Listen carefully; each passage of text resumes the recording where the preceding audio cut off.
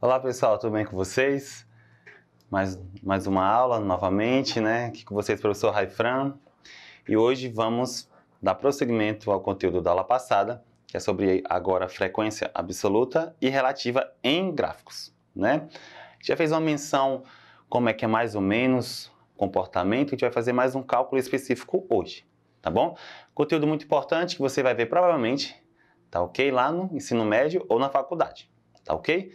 Então, vamos começar aqui nossa aula agora. Então, pessoal, hoje iremos estudar uma parte mencionada na aula anterior, que são sobre frequências, né, presentes nas tabelas e gráficos, focando em dois tipos, né, na frequência absoluta e relativa. Guarda essas palavras aí, frequência absoluta e frequência relativa, né?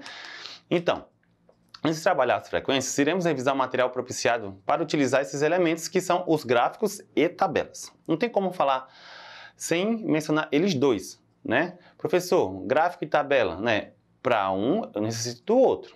E no caso, as frequências são, no caso, elementos para que eu possa trabalhar com elas, tá bom? Então, não tem como comentar, né? Desculpa, não tem como começar se não falar sobre tipos de gráficos, né? Olha essa imagem, né? Nós temos uma variedade de gráficos, né? Nós vemos ali o gráfico de setores, o pictograma, conhecido como de segmentos ou de linha, de coluna, de barra, né? Então, para cada situação diferente, tem algum tipo de gráfico que é melhor para trabalhar ou visualizar, né? Alguns mais simples de fazer, outros não. E vamos relembrar um pouquinho de cada um, tá bom? O primeiro que eu quero falar sobre é o gráfico de colunas ou de barras, né? É o mais simples, tanto para construção como para leitura e interpretação. Ele é muito utilizado para representar situações que envolvem uma grande quantidade de dados a serem exibidos, né? Nesse nosso exemplo, você vê ali que nós temos, né, reclamações dos usuários de celulares. E você percebe que todos eles estão organizados, né, em colunas de formas retangulares e contêm essa formatação, nós chamamos de gráficos de coluna. Aqui, nesse caso, ele está na vertical, mas ele pode estar na horizontal, aí chamamos de gráfico de barras. Vamos ver aqui mais um pouquinho falando sobre ele, né? Como foi comentado, o gráfico de barras, né, é o gráfico onde os dados são representados em faixas que são verticais ou horizontais. Nesse primeiro da esquerda, você vê que nós temos o gráfico de barras, porque todos eles estão organizados na forma vertical. Já na horizontal, de azul, chamamos de gráficos de barra, tá ok? Nós já vimos isso na aula anterior. Aqui nós estamos somente dando uma reforçada para que a gente consiga fazer as frequências lá na frente, tá bom? Tirando esses dois tipos de gráficos, né, nós vamos falar sobre o gráfico de setores ou circular, ou conhecido também como gráfico de pizza, né? Mas por que ter essa formatação? Devido ao seu formato, né? É o mais adequado para representar a relação entre duas ou mais variáveis, né? Frequência ou contagem da ocorrência. É importante destacar que neste tipo de gráfico, o círculo todo corresponde a 100%, né? Olhando aqui esse gráfico circular, né, de setores, ele está falando sobre a preferência, né, por modalidades esportivas. Você vê que de acordo com a quantidade, né, a gente vai completar uma volta completa, que é um círculo, e essa volta completa, né, esse todo, representa 100%. Nesse tipo de gráfico, a gente trabalha com tanto a porcentagem quanto ângulos. A gente necessita trabalhar esses dois elementos, tá ok? Então, gráfico de setores, né, como foi falado, eles são divididos em setores cujos ângulos são proporcionais à frequência absoluta, né? Como assim? A frequência absoluta, né, ele vai ser de acordo, né, a sua quantidade com o ângulo que vai ser dado, tá bom? Perdão, o ângulo a ser dado vai depender da frequência absoluta. A gente faz uma regra de 3, ou faz somente a multiplicação que a gente consegue resolver isso aí, tá ok? Falado sobre gráficos, agora vamos para outra parte importante, gente, que são as tabelas, né? Onde vamos pegar as informações e organizar elas para depois representar nos gráficos. Então, olha, essa tabela aqui, né? Essa tabela está falando sobre desempenho de matemática. Veja que ele fala sobre quantidades, percentual, qual a modalidade de nota, se é ruim, regular, bom ou ótimo. Então, vamos lá. O que vem ser tabelas, né? As tabelas nos ajudam a organizar nossos dados de modo que facilite a leitura para posteriormente representarmos no gráfico, onde um elemento é muito importante e que nós chamamos esse elemento de acordo com a quantidade de frequência, né? Então, aqui o elemento principal que a gente tem que falar, resumindo, é sobre a frequência. E nós temos nessa tabelinha específica dois tipos, ocultamente. Uma é a frequência absoluta, ou apenas frequência, né? Então, a frequência de um valor que a gente pode chamar também é o número de vezes que uma determinada variável assume o valor. Olha ali a tabela. Nós temos ali a variável, né, que é falando sobre desempenho, né, a modalidade ruim. Veja que nós temos 12 estudantes que está nessa etapa de ser um desempenho ruim. Então, o número 12 representa no quê? A frequência absoluta, né? Qual é a frequência absoluta de um aluno que teve desempenho ótimo? No gráfico, você vê que a quantidade de alunos é 20.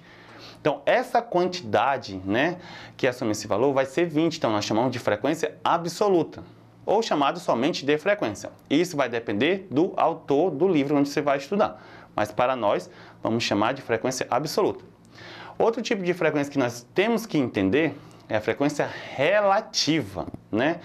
Então, a frequência relativa, né, é a percentagem, né, relativa à frequência, né? Ou seja, é o quociente, presta atenção, é a divisão, em outras palavras, entre a frequência absoluta e o número total de observações. Olha ali na nossa tabela. Você tem a parte superior, a palavra percentual. Nós temos 15%, 25%, 35%, 25%, né?